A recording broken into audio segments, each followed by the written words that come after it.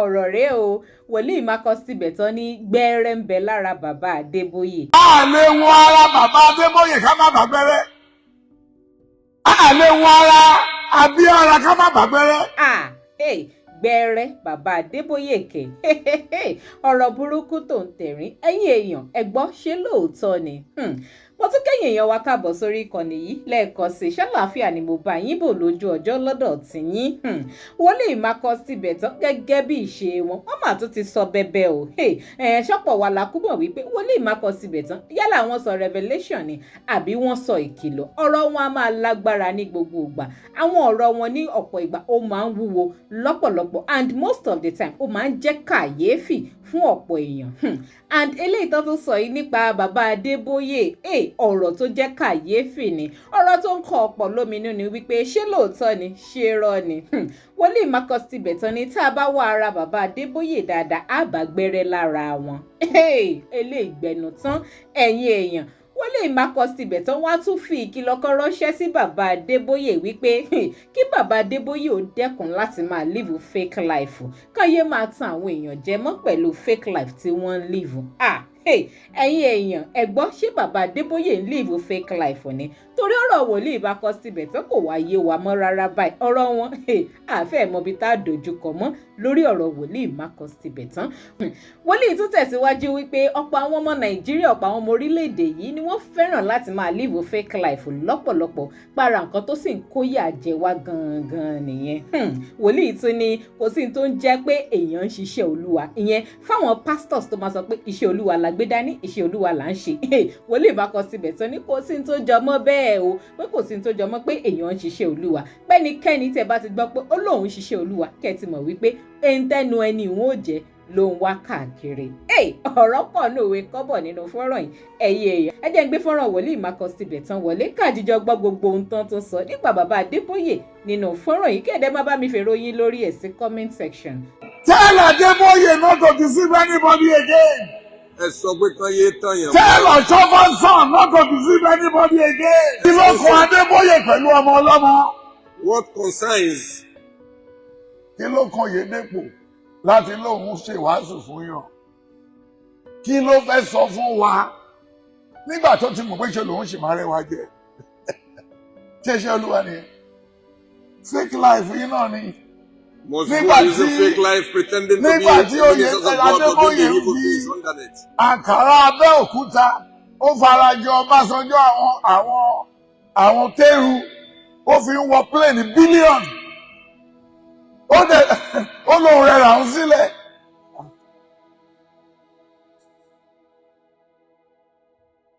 Ta ló ti pàdé olùṣọ́ àgùntàn rí kó náwó sókè tó mọ nǹkan tó ń pè lólùṣọ́ àgùntàn? Who among you have made a shepherd before that know what is the meaning of being a shepherd? Ta ló ti rólùṣọ́ rí? Nobody can raise his hand up. Olùṣọ́ tó déwájú lẹ́yìn tó mi gidá ní tó fẹ́ tà yín jáde bí ẹran. You can raise your... Gbogbo ẹ̀ fake life. They all are fake lives. Àti jẹun sí kù wọn náà bá káàkiri. They were only running their casket out so that they can get something to feed. Okay. When you look at the book of 1 Corinthians 31-5, then when you look at the book of 1 Corinthians 12, then when you look at the book of 1 Corinthians 10, then when you look at the book of Job 5, 21, 22, 23, yes?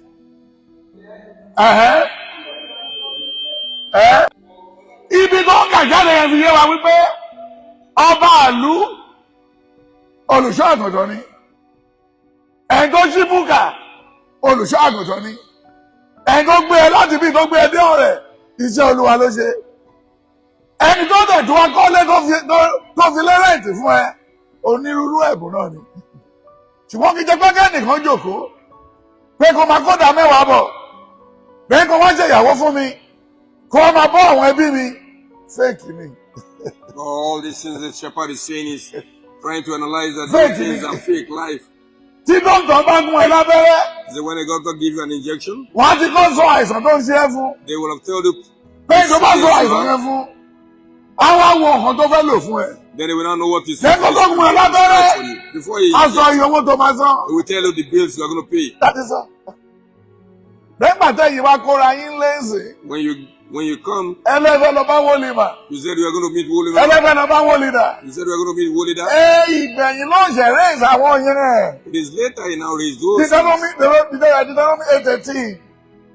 Ó ní nígbà tẹ́tí kọ̀ tí ẹ ti gbì láyà. Ó ní nǹkan tí màá ṣe ni pé màá gbé wòlíì dìde láàrin yín. That I will raise a prophet Màá máa among sọ you. ọ̀rọ̀ sínú ẹ̀. They'll be saying something. Tí ẹ bá ti ní nǹkan tó ń tà yín lójú. Whatever you need that is having, Ẹ lọ bá. go and meet him. Wọn ò dẹ̀ ní kí wòlíì kọ́ church. You don't know as a prophet to have a church. No, wọn ò tún ní kí wòlíì kọ́ church. You don't have a prophet to have a church. Ṣé Samuel ní church? Did Samuel have a church? Eli ńkọ́? No. Elijah ńkọ́? No. Elijah ńkọ́? No. Gbogbo ẹ̀ àti jẹ́. Dẹ́gẹ́jẹ́ kádùbẹ́ wọ́ọ̀lì máa ń sìn. Àti kábẹ̀ lọ́wọ́ àti bọ́sẹ̀. Kò ní pẹ́ di lọ́ọ̀yà Abẹ́òkúta ń sìn. Èèyàn mélòó ló lè dúró níwájú ẹ̀ bí ta ṣe rí yìí ń sìn? Kí wọ́ọ̀lì máa lọ dúró sájégúnlẹ̀ bọ́sọ̀ kó máa kéde Jésù. Bí wọ́n bá ní lù after 4 hours ní ẹ̀ ló máa kù. Wọ́n máa lù. Evangelism.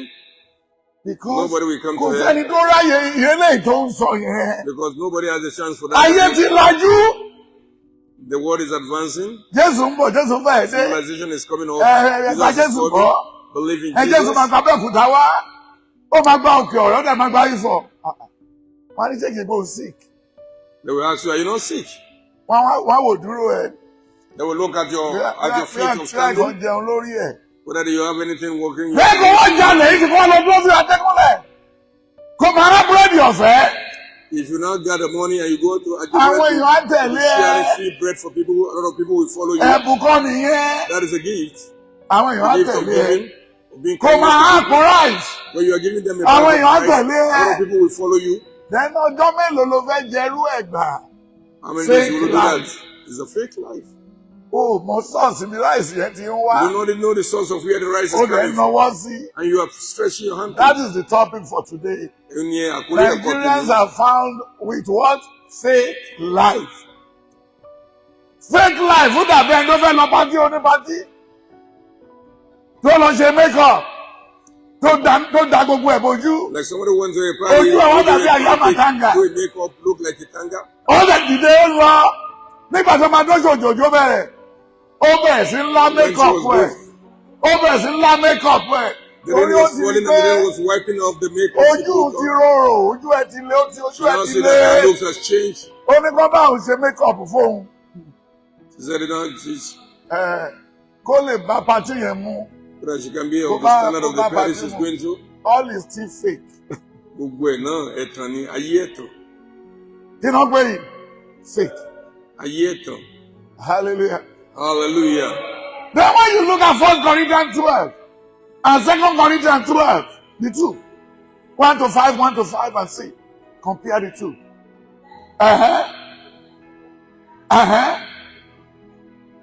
Yes. Yes. A lè wo ara bàbá Adeboye ká má bàgbẹ́rẹ́. A lè wo ara Abíọ́lá ká má bàgbẹ́rẹ́. A lè wo ara ọmọ olórí ọdẹ ká má bàgbẹ́rẹ́. Bó tiẹ̀ jẹ́ irun gbòmọ́lẹ̀. Yes, torí ní táìmù yẹn, wọ́n ní wọ́n ń tọ́jú ẹ̀. Wọ́n ti fà wá lọ sí ọ̀dọ̀ odi òrìṣà. They have taken us to Níbi the tó island. ti jan obì mọ́lẹ̀, tó ti jan pẹ̀pẹ́ rẹ̀ mọ́lẹ̀, tó ti jan igi mọ́lẹ̀, kíní òró tó ti dábòlẹ̀, tó ti ní ká máa sọ̀rọ̀ sówó. And they said we should talk Owó about tí ò wọ́n ní kò sọ̀rọ̀. Dàníyàn ẹ sínú owó tí ò Let's speak in the morning. tó bá gbọ́ ti wá lábẹ́òkúta gbogbo ọ̀yá ayé ẹ̀. Assuming you are from Abeokuta, you understand what the preacher is Ẹni tí saying. iṣẹ́ bá ti bọ́ lọ́wọ́ ẹ̀ náà, ọmọ Abẹ́òkúta máa di onífàdé Those máa who lọ have bá used kàtà this báyìí. job in Abeokuta, we know what he's saying. Lọ́bẹ̀ẹ́ láti fọ̀ láti Ṣàngó lọ. From Ifo, Sango to Abeokuta. Wọ́n ní kò mówó ẹ̀ dání kòkó dání. They will say you should take your money and split it to the money, whatever you want. Ẹ jọ ṣówó lè gbọ́rọ̀. And the money here works. It's just a What is ways this of a deceiving. fake life? Ayé ẹ̀tàn. Fake what? Fake life. Ayé ẹ̀tàn nìyẹn. Then ẹni tó pàdé ní pátí, The person you meet at the party, aṣọ tó wọ̀ wá ṣe ló yẹ. The clothes. Bàtà tó wọ̀ tọ̀rẹ́. Fọ́ọ̀nù tó mú dání. Kò tí sanwó ẹ̀ tán. Ó dẹ̀ wọ aṣọ ó lóun dé láti Amẹ́ríkà. Ó dẹ̀ mọ̀ pé wọ́n ti fi pọ́ọ̀sù ẹ̀ láti Amẹ́ríkà. Ó dẹ̀ kóra ẹ̀ sí lábẹ́. And you also you fall into the. Ìwọ náà gbọ́dọ̀ dúró náà gbé jìgà dìde. Ẹ bẹ̀rẹ̀ sí ṣára yín. Jìgà ẹ̀ ń làágùn ẹ̀jẹ̀ pọ̀ mọ́. Ẹ̀ ń jáwọ́ ara yín. Ọ̀rọ̀ yín ti dàbí aláàrù tó ń jẹ búrẹ́dì. Fake life. Ayé ẹ̀tàn ni. Later ló jẹ wá gbọ́ pé ṣe náà di pọ́ọ̀tù ẹ̀ ó láà. Ohun gbogbo parí. Was telling you all the fake information about by the way. That is the end of it. Ọmọ ti wọ àárín ẹ̀ ó ti lóyún. And before you know it. Ó ní wọ́n dẹ̀ ti jíṣẹ́ fún ọ̀gẹ́lẹ̀ pé wọ́n gbúdọ̀ ṣẹ́yún. And they has given you a warning that you must not abort a pregnancy when you are pregnant. Ó ti rí tiẹ̀ he. You have grabbed yours. Ó láti ó máa ti ṣàlélúyà hallelujah tí wọ́n tó máa ń lọ. Hallelujah. There you did not weep. Àlàyé wo náà fẹ́ ṣe? So what are the things they are going to say over there? Wọ́n ò dẹ̀ níjà ẹ̀ṣẹ̀ pátì yìí o. And that one cannot disturb them from doing the party. Wọ́n máa páàkì wèrè ẹ̀ dànù. They will only park the corpse. Torí the corpse and ayé àtẹnujẹ ló ń bá kiri. Hallelujah. Hallelujah. Ẹjọ́ ta ni láàrin wa tí babaláwo ò sílẹ̀ rí? Who among us that there is no herbalist in their family before? Ìyá ọmọ lórí ọdẹ ògúdọ̀ ìyàwó youth law ògúdọ̀ náwó. Youth leader must not stretch his hand because that is what is their family. A ní nǹkan tó lè so mọ́ra tó so mẹ́sẹ̀ tó so mórí tó so mọ́lé. Bó o bá tiẹ̀ kó lọ lé ọkọ̀ ọkọ̀ tó mú bí tó wà. Before his father becomes the head of the altar, he must have some things. Kí ni ewu ẹ̀ ló ṣe sọ lóyìnbó? Ìmọ̀tẹ́ mi sọ. What the preacher is trying to insinuate for you. Hallelujah. Hallelujah. Then you are now criticizing that Jésù ló lè ṣe é. Ẹ wá ń ṣe alátakò pé Jésù nìkan ló lè ṣe. Kí ni Jésù mọ̀ ẹ́? Did Jesus know you? Nínú ọmọ mẹ́rin tó bí fọ́kọ ẹ̀, ẹyọ kan ní tiẹ̀ mẹ́ta tàlè, bàbá ọ̀tọ̀ọ̀tọ̀, Jésù lè ṣe é. Then àbó máa kọrin fọ́kọ ẹ̀ pé ìwọ nìkan ló yé. Tó lè yé ẹnìkan kan dùgbẹ̀, ìdí tí mo fi yí bàbá dùgbẹ̀, èmi nìkan ló wá. Ẹ̀sà, àdáná máa fi pín gbogbo ẹ̀. They will use cutlass to. Hallelujah. Hallelujah. We should stop artificial life. Ẹ jẹ́ ká yé lo ayé ẹ̀tàn mọ́. Kò sérè inú ẹ̀tàn. Hallelujah. Hallelujah. Tell Adeboye not to deceive anybody again. Ẹ sọ pé kán yé tàn yàn mọ́. Tell Oshoffa's son not to deceive anybody again. Ẹ sọ fún gbogbo wọn kán yé tàn yàn mọ́. Ìtànjẹ ti pọ̀ jù fake life. Fake what? Fake life. Abẹ́ẹ̀rí wípé ó lágbára ó lékè nkà ó gbẹ̀nu tán bí mo ṣe wí wọ́n lè má kọ síbẹ̀ tán wọ́n ti ẹ̀ kí ń wò bóyá ẹni ìga nínú ayé kó tó di pé wọ́n mọ̀ sọ̀rọ̀ lù left and right ni wọ́n lè má kọ síbẹ̀ tán wọ́n ní kí bàbá Adébóyè kàn yé máa live fake life àmọ́ ẹ̀yin èèyàn gẹ́gẹ́ bí mo ṣe béèrè náà lẹ́ẹ̀kan ṣé bàbá Adébóyè ń live fake life lóòótọ́ ni ṣé bàbá Adébóyè live fake life lóòótọ́ ni ẹ máa bá mi jèrò yín nípa ìsí comment and then wọ́n ní bàbá Adébóyè ní gbẹrẹ lára ṣé òótọ́ dẹ̀ ni ọ̀rọ̀ yìí ṣá ṣé ìran ni ká pe ọ̀rọ̀ wòlíì máa kọ síbẹ̀ tán ìní àbí kí ni ká ti pè é torí ó fẹ́ máa dàbíi pé torí kò fẹ́ fi taratara yé èmi gan fúnra lára mi kí lè ròyìn ẹ máa bá mi sọ sí comment section and ẹ má gbàgbé láti máa bá mi follow Digi Naija online lórí Facebook link tó wà lábẹ́ fídíò yìí àgbẹ̀yìn lórí Facebook page wa from there ẹ tún máa enjoy àwọn update tí mo bá tún gbé wá every time ẹ dẹ̀ má gbàgbé láti máa bá mi click lórí subscribe button tó wà lójú ìwòran yín fún gbogbo ẹ̀yin tẹ̀ ń wò wá láti YouTube channel wa ẹ máa bá wa subscribe sórí channel wa kẹ̀dẹ̀ máa tẹ notification bell náà tẹ̀ ń wò lábẹ́ fídíò yìí so that by 10 tá bá ti ju new update wá ẹ̀yin lẹ kọ́kọ́ máa rí títí dìgbà míì ire o.